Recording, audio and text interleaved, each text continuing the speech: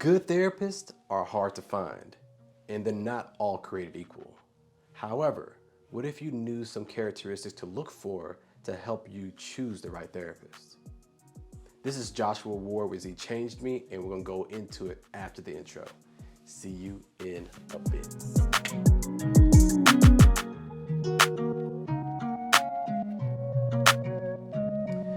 Welcome back, YouTube fam, and this is gonna be a great fundamental one because I reference going to therapy so often, but so many people believe that therapy is not for them. And most likely is because you found the wrong person.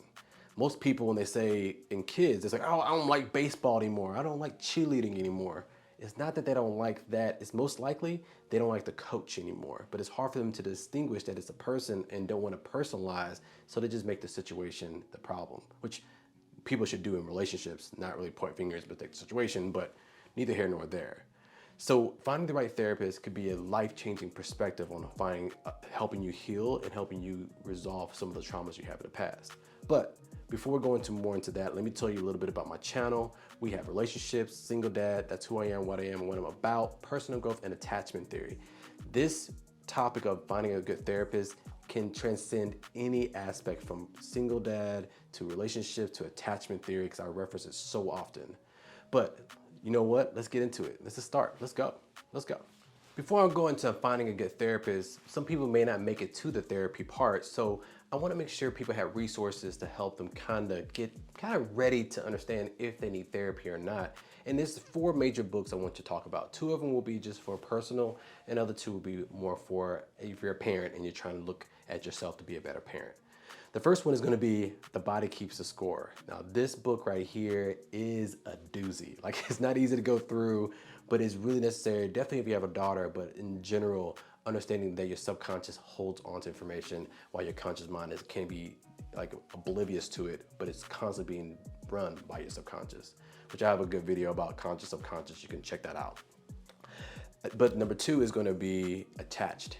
Great book. I reference this book a lot because it helps you understand attachment theory, which is a big part of this channel, which I think once you start understanding your childhood has an effect on the relationships you have in the future, it can give you a good starting point to understand how your raising might have effect on you now. And then there's 2 other books for children. It's going to be Untangled, and it's going to be Strong Fathers, Strong Daughters. Untangled kind of gives you an understanding of adolescence of a girl when they go through their adolescence, and helps you understand the normal behavior pattern. They said in the book that if you gave that child, a girl, an adolescent, an adult mental exam, they'll be clinically insane because they don't follow normal behavior patterns. So understanding that will be really beneficial for you, but also Strong Fathers, Strong Daughters helps you understand how influential not a father is, but how a father figure's mentality could have on a daughter and also a son. So now let's get into it. How to pick a therapist.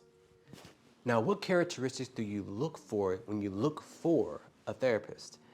And so I got this Christmas tree here. I've had it up all year round looking like a crazy person, but now it's up here the holidays, so I look normal. But I thought it'd be a nice little back scene for my shot. But the acronym we're gonna look for, and I like acronyms because I was in pharmacy school and I used them all the time to learn the medical terminology, and it's gonna be C.A.T. And so, and you see down here, C.A.T. The first one's gonna be C, the credentials. What credentials do they have? Do they have a psychologist degree? Do they have a doctorate or a master's? Are they a licensed social work? These are the things you wanna look at, and just look at it for evaluation. If they have 1 out of all these, I don't know. But the more they actually get more certifications, more experience, understanding, it actually gives them some weight, okay? Number 2 is number A, attachment theory, which is a big part of this channel. Please understand, if you don't understand attachment theory, please read that book that I recommended in the first part, or you can go here and check it out at breaking down the attachment theory in an easy way. But understanding that helps you understand a lot about your relationships and what the problems are when you were a child. Number T, do they have telehealth? Or they're only in person. Now, what happens is with telehealth, I think a lot of times it's the easy way out, but I believe it's hard to truly understand what a person's answers and how they're responding if you can look through the screen. There's so many different things in person that you can get and energy you can feel. And I think the old school ones understand that. So But again, if it's flexibility, it's something you need, telehealth, but I recommend finding somebody who's in person, so you can actually get some time to build that relationship. And then if you want to do telehealth, do that. Number T, not T, P, I'm on P for Pi. And it's gonna be, are they published? Now this is gonna be the lowest one on the totem pole, to be honest with you, because sometimes people don't have time to get published, but if they have published in a certain area, usually they become experts in those areas. And that's usually when you start to realize that maybe you have a certain thing, the trauma or some type of mental situation going on, then you can go to a person who's published in that specific area to get the most in-depth that be able to help you understand. Now, but that's the least out of the four. Letter I. That's going to be, are they insurance-based or are they fee-based?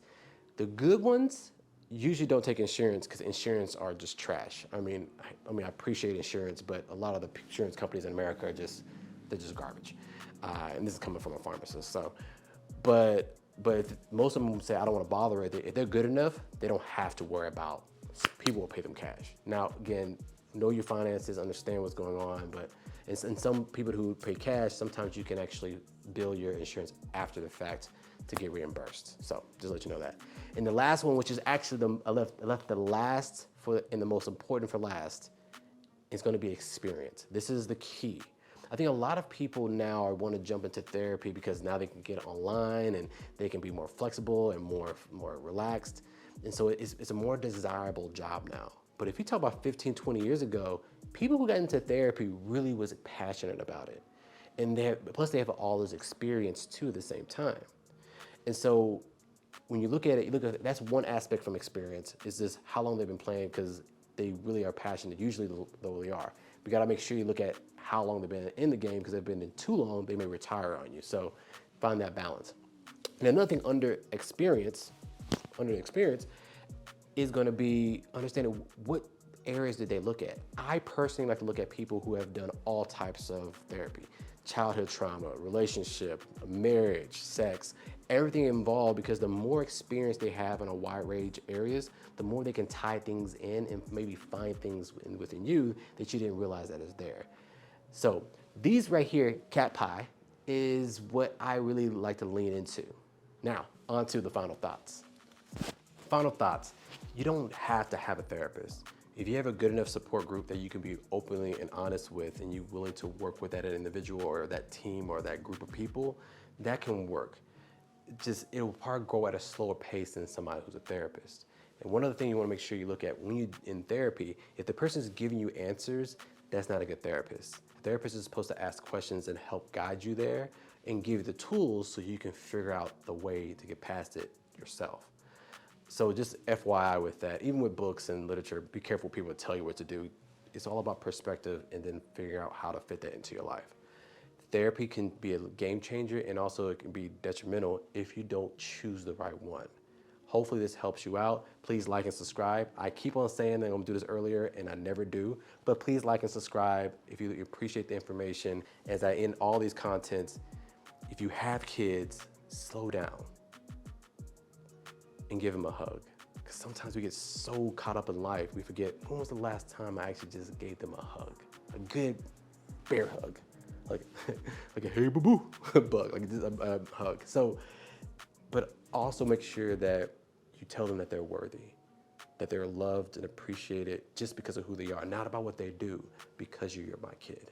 They need to hear it over and over and over and over and over again. Because if you don't do that, they're gonna start looking for worthiness from the outside, and that can increase their likelihood of getting in trouble. So hopefully you like this. Please like and subscribe, and looking forward to see you in the next content.